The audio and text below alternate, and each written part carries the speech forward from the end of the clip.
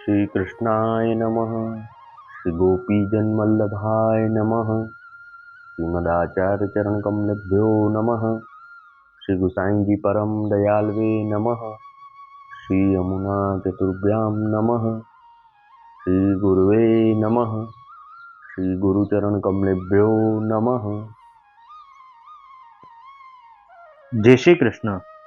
अब श्री गुसाई जी के सेवक नारायण दास कायस्थ दीवान गोड़ देश के वासी थे। इनकी वार्ता को भाव कहते हैं।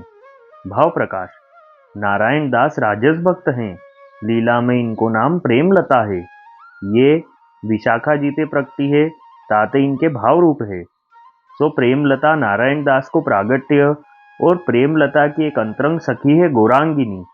सो इनकी स्त्री वीरा को प्रागट्य। सो प्रेमलता की आसक्ति बाल लीला में बहुत है, ताते ये नंदालय में अष्ट प्रहर रहती है। तहा मंदाकिनी सो इनको सदा मिलाप रहत है।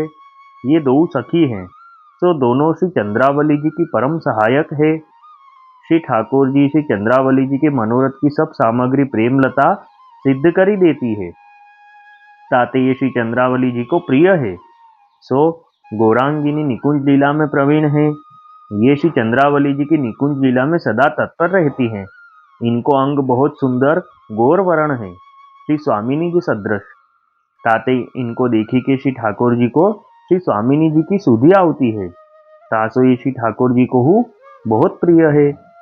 सो एक दिन श्री चंद्रावली जी नंदालय में श्री ठाकुर जी से मिलन को आई। तहाँ प्रेमलता मिली। उनसो श्री चंद्रावली जी ने कहो, जो प्रेमलता देखी तो श्री जसोदा जी कहा करती है। तब प्रेमलता जाई के देखे तो श्री जसोदा जी दही विलोवती है। तो प्रेमलता आई के श्री चंद्रावली जी से कहो, श्री जसोदा जी तो दही विलोवती है। तब श्री चंद्रावली जी श्री ठाकुर जी को मिलन को आंगन के द्वार वे पधारी। पाछे वाही समय विशाखा जी तहाँ आई। सो विशाखा जी को प्रेमलता मिली। सो उन पूछियो, जो प्रेमलता श्री ठाकुर जी कहाँ हैं। तब प्रेमलता ने कहो, जो श्री ठाकुर जी तो आंगन के पाछे विराजत हैं। तब विशाखा जी वहां गई। सो दूरी ते ही श्री चंद्रावली जी और श्री ठाकुर जी को देखे। तब श्री ठाकुर जी हुई इनको देखे, सो संकोच कियो। तब श्री चंद्रावली जी पाछे फिरी के देखे तो विशाखा जी दूरी ठाड़ी हैं। सो श्री ठाकुर जी तो तत्काल वहां ते पधारे। तब श्री चंद्रावली जी ने विशाखा जी से कहो, जो विशाखा तेने यह कहा कियो। सो विशाखा जी तो कापन लागी। ता पाछे विनती करी के अपराध क्षमा करवायो। और प्रेमलता की सब बात विशाखा जी ने श्री चंद्रावली जी से कही। जो प्रेमलता ने श्री ठाकुर जी यहाँ बताए, तब मैं आई हूँ। तब श्री चंद्रावली जी विशाखा जी को साथ ले प्रेमलता के पास आई। सो प्रेमलता सो श्री चंद्रावली जी ने कहे, जो प्रेमलता तेने विशाखा जी सो मेरे आईवे की खबर क्यों नहीं कही। तब प्रेमलता चुप करी रही। तब श्री चंद्रावली जी ने कहो, जो तेने श्री ठाकुर जी के मिलन में अंतराय कियो, तासो तो को हु अंतराय होएगो। सो ता अपराध सो प्रेमलता भूतल पे आई।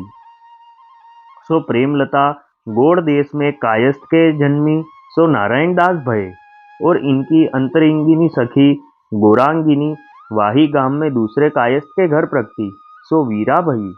सो ये दो 9-10 बरस के भये। तब दो उनके माता पिता ने दो उनको ब्याह कियो। सो नारायण दास को पिता राज्य को दीवान हतो। सो पातशाह की उन पर बहुत निधा रहती। राज्य में वह कर तो सोई होतो। सो नारायण दास को पिता नारायण दास को अपने पास राखे। राजद्वार में जाई ताहू नारायण दास को साथ ले जाई। तो नारायण दास राजद्वार के काम में बड़े प्रवीण भये। पाछे नारायण दास बरस 25 के भये। तब नारायण दास को पिता मरियो। तब पातशाह ने नारायण दास को दीवानगिरी सौंपी। तो नारायण दास राजकाज ऐसे करे, जो पातशाह इनके बस वे गयो। अरु सब लोग हूँ नारायण दास की बहुत सराहना करन लागे। पाछे नारायण दास को मुरारी दास को संग भयो। सो प्रकार मुरारी दास की वार्ता में ऊपर कही आए हैं। सो मुरारी दास के संग ते जा प्रकार नारायण दास श्री गुसाई जी के सेवक भये, सो अब कहत हैं। अब वार्ता को संक्षिप्त सारांश हिंदी में। अब नारायण दास कायस्थ की वार्ता। ये राजस भक्त हैं। लीला में इनका नाम प्रेमलता है। और ये श्री विशाखा जी से प्रगटे हैं और इनकी आसक्ति बाल लीला में है और ये श्री चंद्रावली जी को भी बहुत प्रिय हैं। और इनकी एक सखी है गौरांगिनी, जिनका रूप श्री स्वामिनी जी के जैसा ही है, इसलिए उनको देख के श्री ठाकुर जी को श्री स्वामिनी जी का स्मरण होता है। और एक दिन श्री चंद्रावली जी नंदालय में श्री ठाकुर जी से मिलने आई। वहां प्रेमलता से श्री चंद्रावली जी ने पूछा कि श्री यशोदा जी क्या कर रहे हैं। तब वह देख के आई और कहा कि वह दही पिलो रही हैं।